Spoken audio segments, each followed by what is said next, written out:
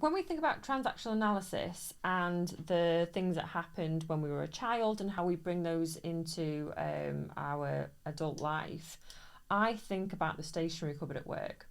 So for me, I like a place for everything. I like things to be organised. I like everybody to know where everything is.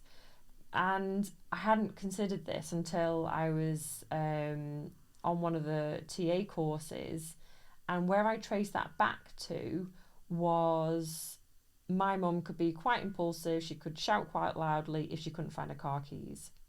So then my adapted child would either go looking for the keys, go finding the keys, or try and prevent that from happening. So try and put things in place to try and stop it from happening.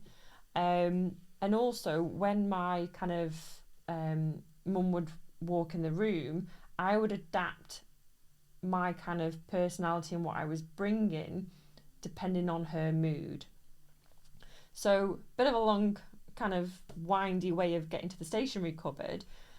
But as a child, I felt safer when things were in place because then I could say, yep, that's where they are.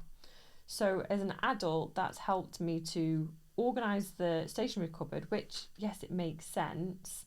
But the reason why I do it is because my inner child doesn't want to get told off, doesn't want to be blamed for something not being there, something not being able to be found.